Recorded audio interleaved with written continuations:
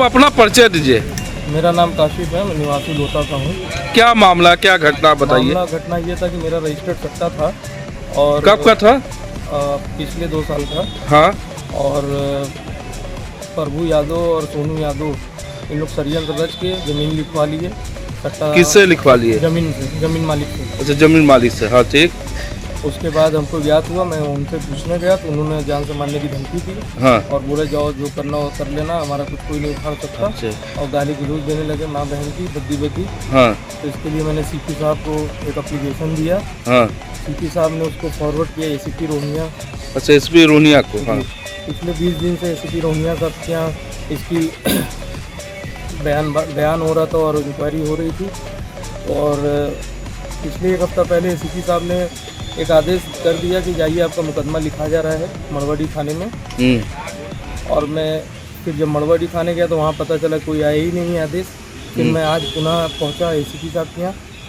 तो अच्छा, एसपी साहब का क्या नाम है?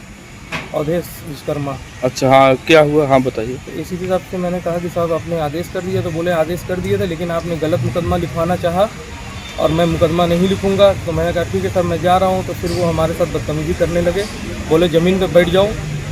क्यों, ऐसा क्यों? और अभी तुम्हारे ऊपर 4 मुकदमा लिखवाता हूँ, तुम होश में आ जाओगे। हाँ। है उल्टे आप पर धमकी देने लगे? आप उल्टा मेरे को धमकी देने लगे। हाँ। और कहे कि यहाँ ज़मीन पे बैठ जाओ। हाँ। और जब तक कहूँगा नहीं उठाना मत। और बोले कि 4-5 तो तुम्हारे खिलाफ मुकदमा लिखवा दूंगा, अभी तुम्हें समझ में आ जाएगा कि मुकदमेबाजी होती क्या है। अच्छा, आप क्या चाह रहे हैं? मैं डर गया, मैं न्याय चाहता हूँ क्योंकि मेरे साथ ऑलरेडी धोखाधड़ी हुई है और वो षड्यंत्र मुझे जान से मारने के लिए रची जाती है। उसका मैंने रिकॉर्डिंग भी सुनाया एसीपी साहब को, लेकिन वो जरा सा भी उसका संज्ञान में नहीं लिए। अच्छा, रिकॉर्डिंग को संज्ञान में नहीं लिए? जी। और उल्टा मुझसे कहने लगे कि जाओ तुम कैंट थाने जाओ, रजिस्ट्री ऑफिस कैंट है, कैंट जाके मुकदमा लिखवाओ। मैं नहीं लिखूंगा मुकदमा। क्यों, ऐसा क्यों करने लगे? उनके अंतर्गत आता है। मैंने बताया कि सर जितने लोग हमारे साथ फ्रॉड किए हैं, धोखाधड़ी की है, वो मड़वाड़ी थाने में है, अंतर्गत आते हैं। और उनकी ऑफिस है मड़ौली स्थित, वहीं हमसे बातचीत हुई, वहीं हमसे सट्टे की लेन देन हुआ और वहीं से सट्टा हुआ।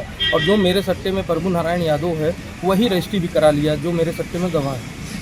तो वो बोले कि वो सब मैं नहीं सुनूंगा, आप जाओ थाने कैंट थाना जाओ और ज़्यादा करोगे तो तुम्हें 3-4 मुकदमे में यहीं लिखवा के तुम्हें बता दूंगा। उसमें एक वंश बहादुर सिपाही है। हाँ। जो आए दिन इस तरह का घटना करता है और एसीपी साहब को गलत ज्ञान भी देता है। मैं 2-3 बार उनसे गया, मुलाकात किया। वो कहते नहीं, आपका आदेश भी तो हुआ था? जी, मेरा आदेश हुआ, वंश के पास था। वंश ने आज तक आदेश भी नहीं दिखाया। क्या उस आदेश को छिपाया गया क्या?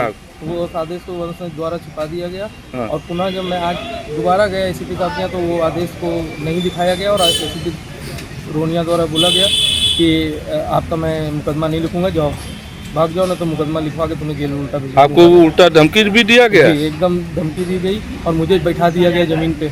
ऐसा क्यों किए? सर मुझे नहीं पता, मैं तो डर गया और मैं ऑलरेडी बहुत ज़्यादा पीड़ित हूँ। मुझे आए दिन धमकी दी जाती है शेरू यादव, प्रभु यादव द्वारा। ये लोग एक संगठन बना के लोगों को ज़मीन के नाम पे पैसा हटने का काम करते हैं और आए दिन अपना एक गैंग बना के मड़ौली स्थित। और क्या वो सब भू माफिया हैं क्या? जी, कई तरह का वो ऐसा काम किए हैं मड़ौली में। मैंने खुद कहा एसीपी साहब को कि आप इसकी जानकारी ले लीजिए। वो प्रभु द्वारा इतना लोगों को प्रताड़ित किया जा रहा है। 2-3 तो मेरे नॉलेज में है कि महिलाएं प्रताड़ित हैं, जिनसे पैसा ले लेके ज़मीन नहीं दिया है और आए दिन भू माफियागिरी में उनकी ज़मीन कब्जा करता रहता है। अच्छा। और कोई कुछ कर जाता है करने तो वो धमकी देता है जान से मारने। आप क्या चाह रहे हैं? मैं चाहता हूँ कि मेरे साथ न्याय हो और उच्च अधिकारी इसका संज्ञान में लेके उचित कार्रवाई करें जिससे मुझे न्याय मिल सके।